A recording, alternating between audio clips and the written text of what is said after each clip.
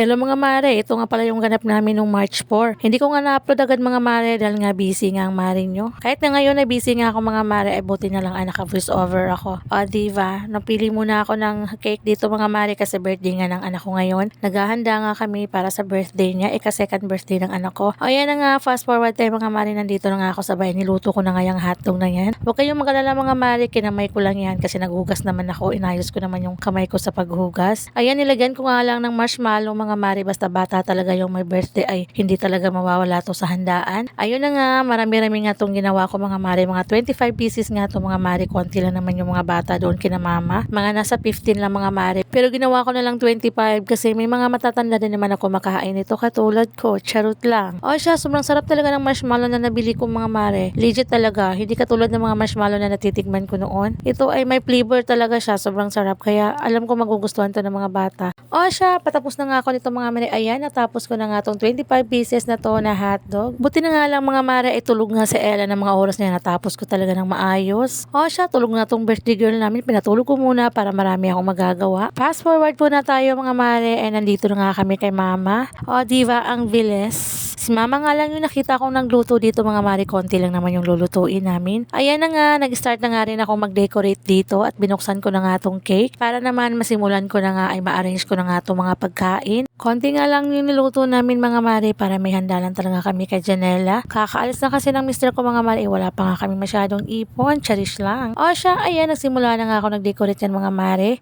Sobrang cute nga nang nabili kong cake mga mare, ay kahit maliit ito ay nako, napakasulit naman ang bayad ko. Alam naman natin na mahal talaga mga cake ngayon, gawa ng mamahal din ng mga bilihin. O siya, kung gusto niyo bumili ay pumunta lamang kayo sa Red Ribbon, cherish lang. Ayun na nga, in-arrange ko na pa unti-unti itong pagkain dito, hindi pa nga naluto yung iba pero in-arrange ko para konti na lang yung tatrabahuin ko. Ayan, sobrang ganda na. Simple lang talaga yung decoration ko mga mare. Hindi naman talaga ako marunong mag-decorate mga mare. Basta ang sa akin lang ay may raos ko yung birthday ng anak ko. Ganyan naman talaga tayong mga nanay mga mare, ang gusto natin maging masaya yung mga anak natin. O siya, kahit hindi pa nga dumating yung mga bisita niyan mga mare, ay nako, pinicturan ko na talaga siya mga mare kasi mamaya hindi ko na talaga siya mapicturan. While wala pa nga yung mga bisita mga mare, ay nag-pictorial na nga kami.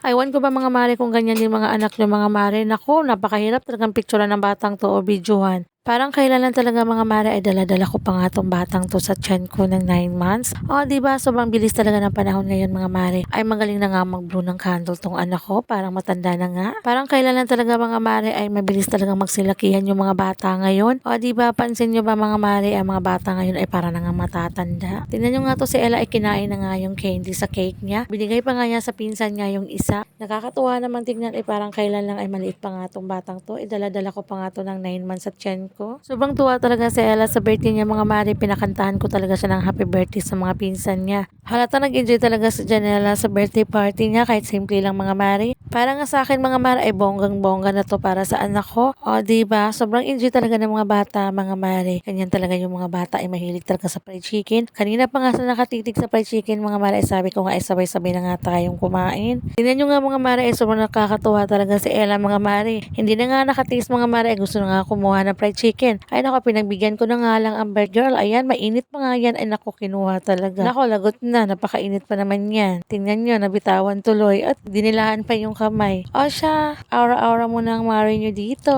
Tapos na kasi ako nag-decorate niyan mga mare, ay naayos ko na rin yung mga pagkain. Yung bisita na lang talaga namin yung hinintay namin. Hindi naman masyadong marami yung bisita namin. Yung mga bata lang talaga yung importante mga mare. Alam nyo na, bata yung may birthday. Tingnan nyo nga tong batang to kung gaano ka-hype. Buti na lang talaga natapos na kami sa pag-picture sa kanya. Nako, kung alam nyo lang talaga mga mare kung anong itsura namin kay Nano ng picture kami. Nako, sobrang basa talaga ako sa pawis mga mare ng pictorial kami kanina kay Janela. Napakahirap talaga picturean ng batang to. Tingnan nyo nga tong batang to kung gaano kalikot mga mare, ganun din siya kanina. Tingnan nyo nga kung gaano kadugyot tong batang to. Nako, napakadumi na talaga. Anyways mga mare, ay umupo muna ang mare nyo saglit, napakute muna. Cherish lang. Ayan, nagpabili nga ako ng ice cream para matuwa naman yung mga bata.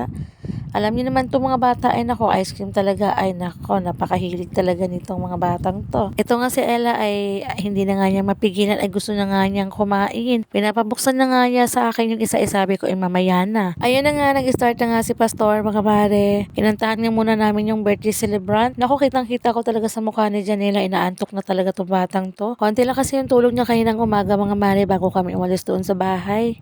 O siya, yun na nga bang sinasabi ko mga mare, tingnan yung batang to, tulog na tulog. Habang nagpipray over nga si pastor, ay nako, tiniming pa talaga na nag-video call yung dada niya. Sobrang tawa talaga ng dada niya kasi nakatulog nga tong batang to. Ayan, is block.